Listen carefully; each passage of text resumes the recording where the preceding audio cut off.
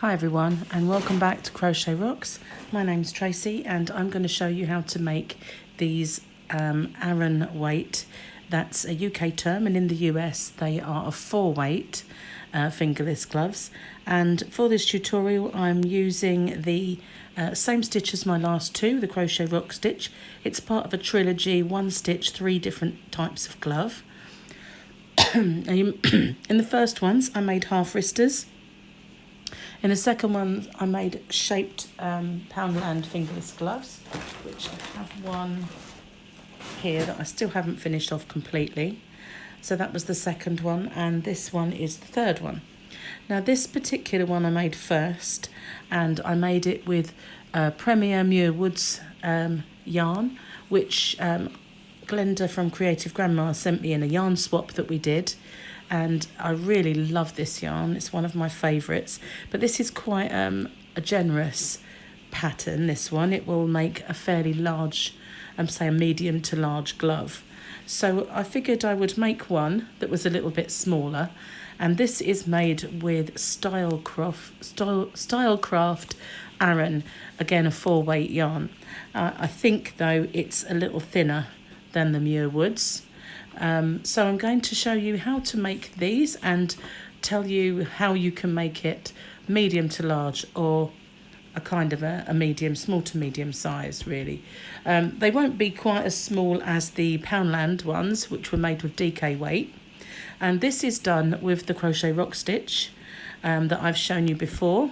Now I did make them, the first ones I made were these, and these were made with King Cole Aran yarn, again a 4-weight, and it had a little fleck going through it. I like the way it sort of works up though. You can this rib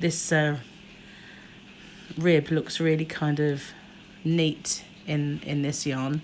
But I did this with doing the cluster, the Crochet Rocks cluster, and then the subsequent rows I did a single crochet in the US or a double crochet in the UK.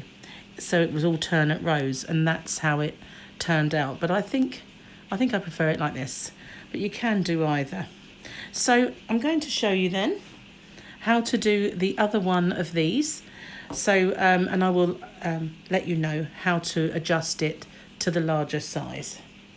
So I'm going to use, as I said, this Stylecraft Aran yarn, and a pair of scissors, a darning needle, and a size 5mm crochet hook. Right, so let's get some yarn. Now I just need to find the end. It's usually tucked inside somewhere. No, it doesn't want to come out. That's strange. I think that might be found it now. That's good. So I just pull some yarn out. Now, as with the other gloves that I've made, I'm going to do the beginning rows will be, just to zoom in a little bit, it's going to be a foundation treble crochet or a foundation double crochet in the US. And I want that because I need it to be elastic. And if I just did a row of chain, then that wouldn't be elastic at all. It'd have no elasticity, and you need that to pull it on over your hand so it's nice and stretchy. And so I'm going to show you how to do that. Sorry, I've got one of my hairs is molting. I'm going to show you how to do that now, and also it will be front post treble crochet or front post double crochet in US terms. So, okay, get my end, and we start by making a slip knot, and you can do that however you please. So, I need to zoom out again now, don't I? We'll start again. Leave a nice long tail, because there will be a little part to join when you have finished, and it's rather than just attach yarn, it's easier just to have that long tail to do the job. So we're going to make 2 chains. That's yarn over and pull through, yarn over and pull through. So we're going to do I'll zoom just a little so that you can see this. We're going to do a foundation treble crochet or foundation double. So you yarn over and you go into this the first chain. You've got 2 on the hook. This one doesn't count, that's the one closest, and this is the first one. So we yarn over and we go into that first one, and you want to go in to have go into 2 loops, because that is quite important. You need to go into the 2 loops. So you've only got 1 at the bottom, and up there you have the 2 loops. So you yarn over and pull through. So you've got 3 loops on your hook. Now you need to go into the 2 loops, because if you don't, then this edge will have some pretty loopy, baggy, ugly stitches. So we need it to be 2 loops, and I don't think it kind of went all the way through. So I'm going to do that one again. So I'm going to go into the stitch, yarn over and pull up a loop. So we have 3 on our hook. So to do the foundation treble crochet, foundation double, you yarn over, easier said than done, and pull through just 1. So you've made a chain. Now I hold on to that and I yarn over, pull through 2, yarn over, pull through 2. So complete my my stitch. Yarn over. Now that chain that you've just created, we're going to go into that stitch and we're going to go through 2 loops and pull up our loop. So we've got 3 on our hook. Yarn over, pull through 1 to make the chain. So just hold on to that so you know where it is. Yarn over, pull through 2, yarn over, pull through 2. So you're making a chain and then you're making your stitch into that chain as we go. So I'll show you once more. Yarn over into the chain that you've just created. Make sure that you go through the 2 loops. You see that? Yarn over, pull through, yarn over, pull through 1 to make the chain. I just secure it with my finger. Yarn over, pull through 2, yarn over, pull through 2. And that then we've got our row of chains that are being made as we go, and our treble crochet, which of course is a UK term. It's a double crochet in the US. So just keep going, and we need to make for this size 21 of our foundation treble crochets. If we're going to make the larger size, you'll want 25. But this one, we just want 21. I didn't go through 2 loops cleanly there. That's better. So I'm just going to carry on. Sorry, my voice is going. Just going to carry on making my chain as I go. And, you know, make sure each time that you do go through those 2 loops. And just make your chain and then finish your stitch. So I'm going to pop this video on hold and I'm going to make 21. If you need to rewind it and just watch that again, then by all means do. But I'm going to pause it now and I will see you when I've made 21. Right, so I've made 21, and what I do now is I bring the first one round, keeping this tail at the bottom, and I'm going to slip stitch into the top of my first 2 chain to make a ring. And this is the long tail that you need to just join that part together at the end. So I'm going to chain 1, but instead of chaining 2 to the height or chaining 3 to if you've got a long treble crochet, we're not going to do that. We're going to now do the front post stitch.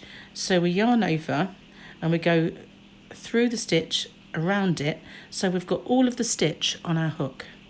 So we yarn over and pull it through, so we've gone through the stitch, and then we yarn over, pull through 2, yarn over, pull through 2, and we're going to do that again to the next one. So we're going to go in that gap between the stitches, around it and back through the other, where the other gap is, yarn over, pull through, yarn over, pull through 2, yarn over, pull through 2.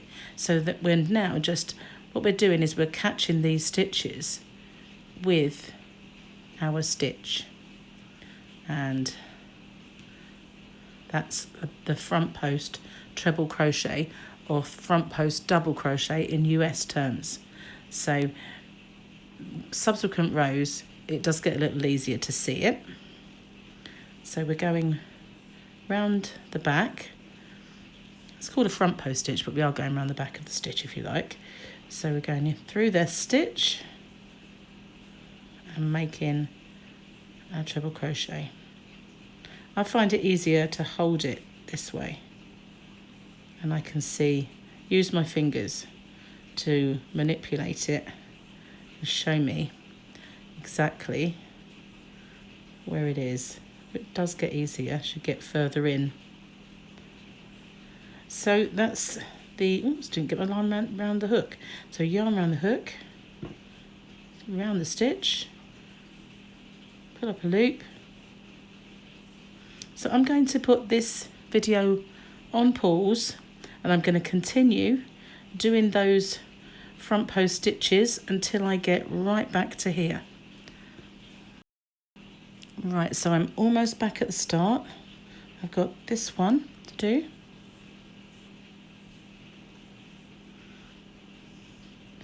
That one. And now I'm at the gap. But I need to join this gap, so I'm going to go through that two turning chain that the two initial chain that we did. I'm going to go through that as well, and it helps to pull it together. So don't worry, it will look odd at first. So now, instead of working in rows, we're just going to work in the round, in like a spiral. So if I turn it around the side, it helps me see where I need to go through. See how I can just sort of go through it that way. If it helps you just to keep going front and back, that's fine, but I like to just keep going. So we're going to just go round and just keep going in a spiral, if you like. No slip stitches, no turning chains or anything, just going in each stitch round and round. Sorry if I went off camera there, just trying to see what I'm doing, the camera in the way. So yeah, that's all we're going to be doing. So I'm going to pop this on hold again, and I'm going to meet you when I get round to this side. Right, so I'm back at the start again, and I just wanted to show you that I know it kind of looks a little uneven at the moment, but it will work itself out. So you just keep going, get that tail out of the way, just keep going round, exactly the same as before, straight past that join, and just keep going. Now we need to keep going until our cuff is the right size, and the first one that you make, you can judge that just by putting it on your wrist and making sure it's the right length, just how you like it. Some people like a longer cuff than others, so you just pop it on, and when you think it's the right length, then you're done. So a way of checking, when you've done that first glove, you need to then match it to the second one. So you just need to keep going for the same amount of rows. And if you've lost count in any way, if you turn the glove inside out, you can see that the front post stitch does leave a ridge. It's like a little trench, see that? So each one leaves a ring, so you can count them. There's 1, 2, 3, 4, 5, 6, 7. So 7 rows has made this cuff. So as long as you can count that there are 7 rings and it looks the same, then job's a good one. But for the first one, you just need to pop it on over your wrist. And don't worry if it does pull it apart a little bit. It does spring back. As you can see, it does spring back. So I'm going to pause the video now, and I'm going to get on. And once I've done the same amount, 7 rows, I will catch up with you and show you what to do next. Okay, so I've caught up. I've made the same amount. So I'm going to show you what we do next. Now, because you went around the 2 chain, we started off, this particular glove had 21, so we've now got 22 stitches. And if we were making this one, we had 25, so going around those 2 chain meant we had 26. So, but if you have lost one or gained one somewhere along the line, it's not going to be a disaster as long as it fits you. So we are going to sort of end off by doing a slip stitch into the next stitch. So I'll just show you, sorry. We've finished on this one, the one that's this side of the join, and we're going to slip stitch into the first stitch of the other side. And then we just give this a little tug so it straightens out, and you can see that that has evened up nicely. So this, just need to pull some yarn out because I've, that's it. I noticed it was running a little tight. So to do this next part, this is the crochet rock stitch that I was telling you about. If you haven't seen the other tutorials already, I'll show you how to do it now. But it's a little cluster, so it naturally forms a wider stitch, and so we don't need to increase anymore. It just naturally has that shape. So to do that, we've done our chain to sorry, I didn't do my chain there, so we're going to do 1 chain just to get up to that height. So we're going to yarn over, and we're going to go into that same stitch that we have slip stitched into, yarn over and pull up a loop. So we've got 3 on our hook. Just zoom in a smidge. So we've got 3 on our hook there. So we're going to yarn over and pull through 2. And then we're going to go back into that same stitch, yarn over and pull up a loop. So we've got back to 3 loops on our hook, yarn over and pull through all 3. We're going to do that in every stitch, so it's yarn over into the next one and pull up a loop. Yarn over, pull through 2, back into the stitch, yarn over and pull up a loop. So we've got 3 again, yarn over, pull through all 3.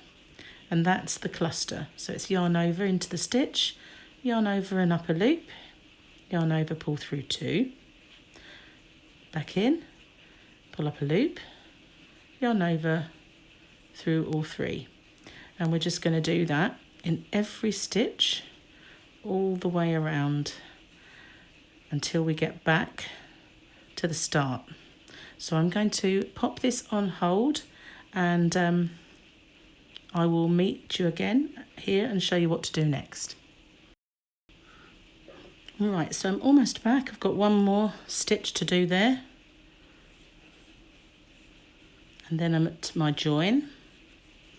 And we're not going to go round and round anymore. We are going to slip stitch into the first stitch. Excuse me, keep going a bit high pitched. So slip stitch in to complete that round. Do 1 chain, and we're going to repeat that all over again. So we're going to enter the same stitch. And if you want to, every now and then, just count them to make sure that you've got the correct amount. So with this particular glove, I should keep to 22, and the other one I should keep to 26. But as I said, as long as if you've got 1 extra or 1 less, it's not going to be too much of a problem. It's if you lose a few on the way, that's when there may be a problem. So just keep going in these rounds, but where you get to the join, you slip stitch into the first stitch and do 1 chain and go on. And for the first glove, I'm just going to zoom out again now.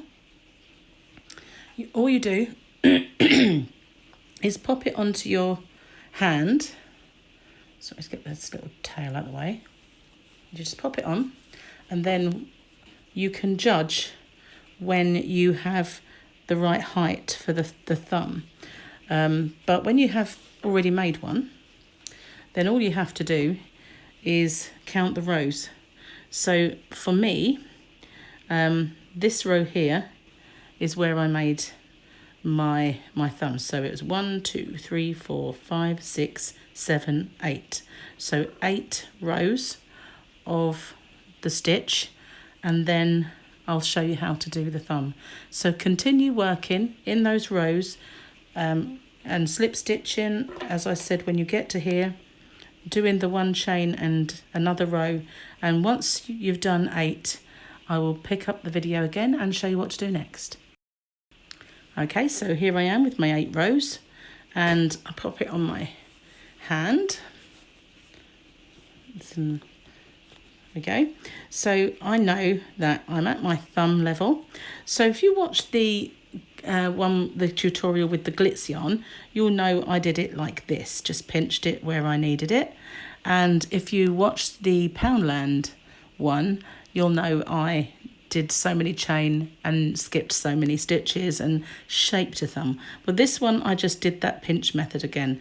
So that's what you do for the first one. You would just know that it's this stitch and this stitch, and if you wriggle your hand out of it, then you can count. But I know from this one it was 5.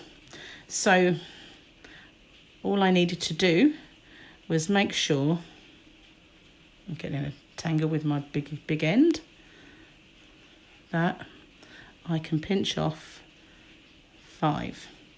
So I do that by like this. So I've got 1, 2, 3, 4, 5.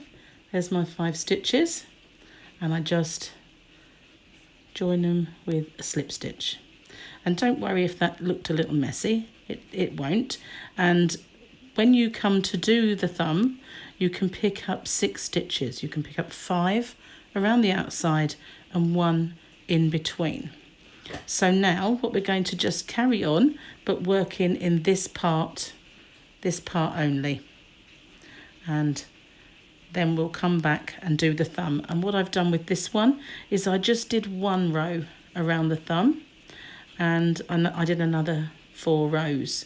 And what I did here as well, because I wanted it to taper on the last couple of rows, or you can just put it on and see how much shaping you need.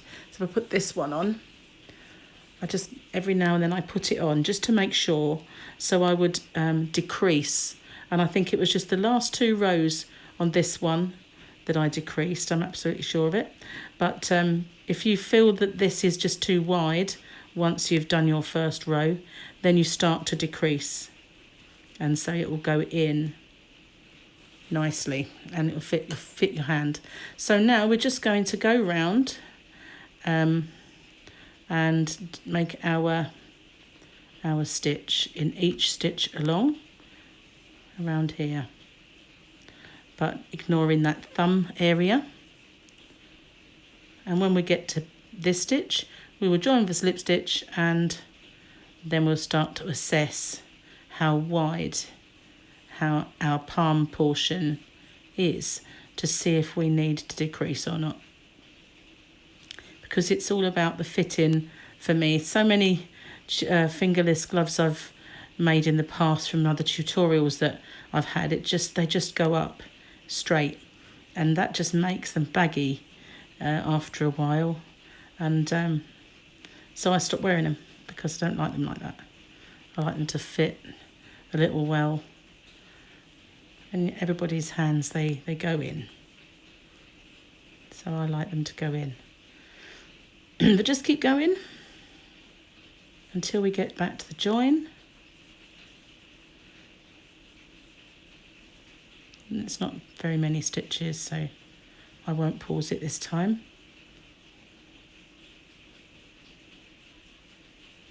I need to pour some more yarn. Actually, it was just going underneath me, so it's fine.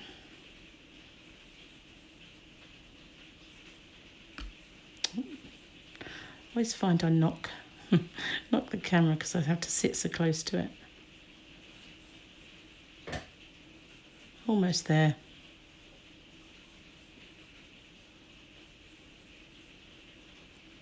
Now I'm doing into this one.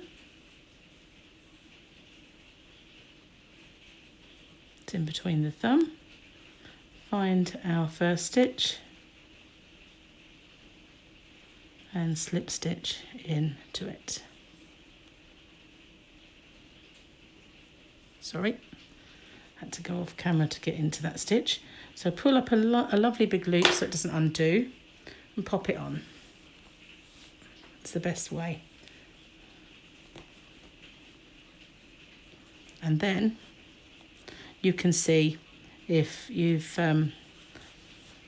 need to decrease, that was fine. So I'm going to pop this now onto pause, and I'm going to continue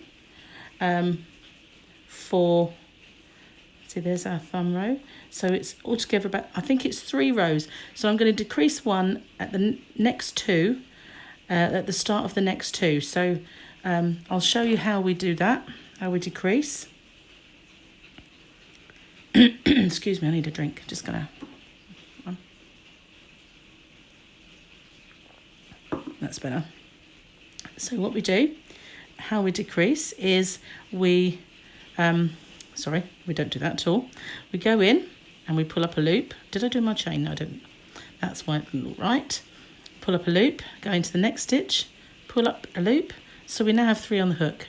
Just do the cluster as usual, but you've joined those 2 stitches together. I'll show you again, although I don't want to decrease this one, I'll undo it. You go into the stitch, pull up a loop, into the stitch next to it, pull up a loop. So you've got 3, go through 2, go back in, 3, go through 3. So that's how I've been doing the decreases. So I'll undo that one, don't need that. So I'm going to pop this on hold, and I will pick up with you again once I've done 2 rows and I've decreased 1 at the beginning of each row. Right, so I've done those 3 rows and I've just counted, and it is 4. So as you can see, this one's slightly longer, so I've got 1 more row. Take them off. 1 more row to do, and I don't need to do any more decreasing. That one's perfect width.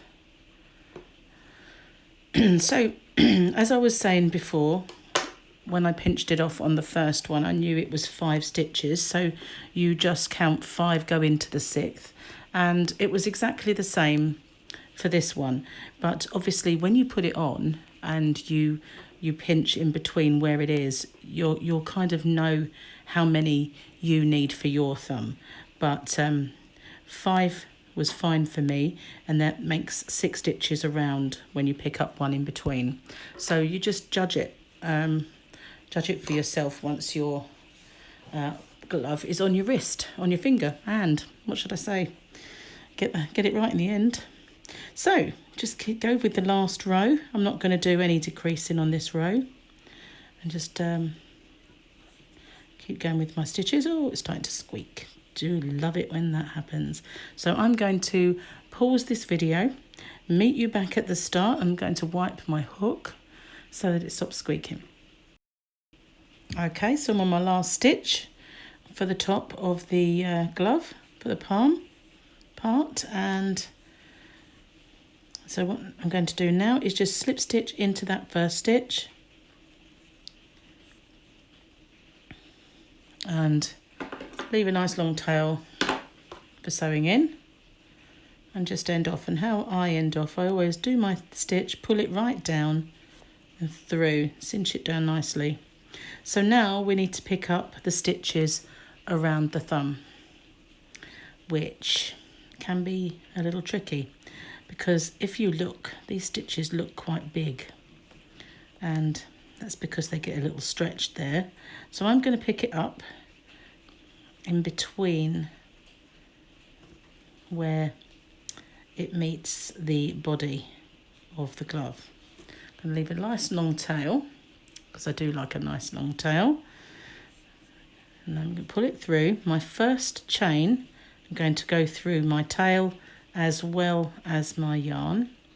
That just helps secure it. It does make a bit of a bulky join, but it will get hidden, it doesn't matter. So now I'm going to go and do a stitch in that same stitch, which will be difficult. because it's a small one. It's a bit tight. This big fat hook doesn't want to get through. Through 2, back in, pull up a loop. We're going through more because of that extra bit of tail, but it doesn't matter. So now we just go in each of those stitches around. So there should be 6 altogether, so that's 1, and we're going to go into the next one. It does look rather elongated, this stitch. I hope that will be okay. You can always tidy it up with the tail if they look a little bit too big. So just go in, I'm going over my tail as well. Losing track, so that's there. It can be a little hard to see. That's a bit of a baggy here. Pull that tight. Pull it tighter, that's it. And just go in each one and do the stitch. Every one around.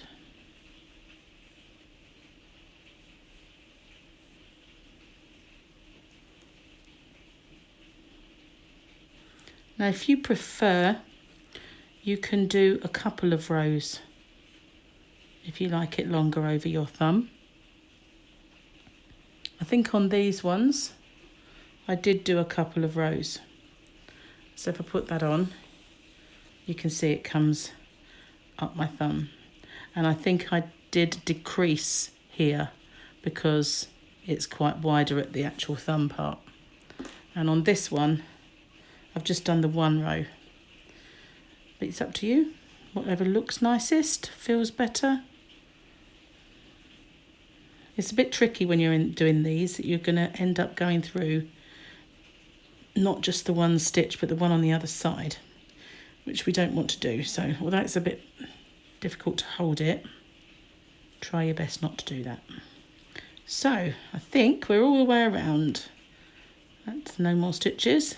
I'm going to tuck that tail in there because it's getting in the way a little bit.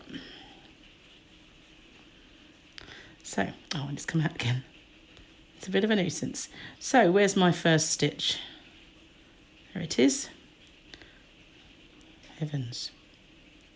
I'm just going to go count back and pull that yarn tail in because it makes it hard to see anything. Oop, doesn't want to go in, does it? So I've got 1, 2, 3, 4, 5. I think that's it, 5. 1, 2, 3, 4, 5, 6. So that's my 6th stitch. I'm going to slip stitch into there, and then I'm going to just try it on. And it's really, because it's a little tight around the thumb, it's a little hard to see. So I'm going to go into there as a slip stitch, pull my yarn out so it doesn't come undone, and pop it on. And then I can see if I need to decrease at all. Oh, there you are, that's fine. So it goes around the thumb quite nicely. If I pop the other one on. So did I do 2 rows there? I think it's just did 1, but it comes further up my thumb. But you can do more than 1 row if you'd rather.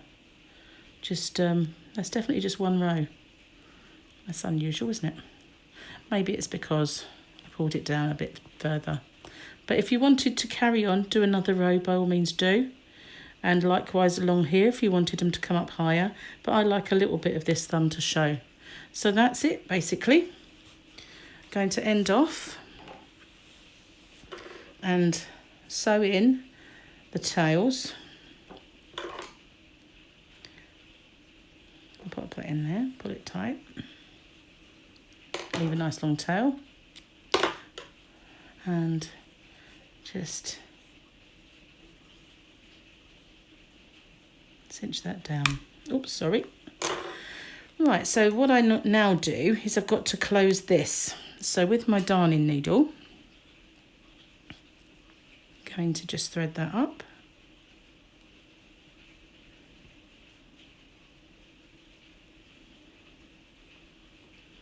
And with the wrong side facing, I just find the top of my, it's a bit difficult to see with that there, isn't it? It's dark colour. So that's the actual top of my stitch there. So I'm going to go in there and back through here. So just to sew that nice and closed. And I'm going to do that down the stitch as well. You see my finger poking through there. So just catch that. And I'm going to do one more here, just to catch that. So that hole is now closed, and I'm going to finish it by making a loop, and while it's still got a little loop, go through it, pull it tight, and that knots it. So now I'm just going to lose my tail in this ridge by going through the ridge.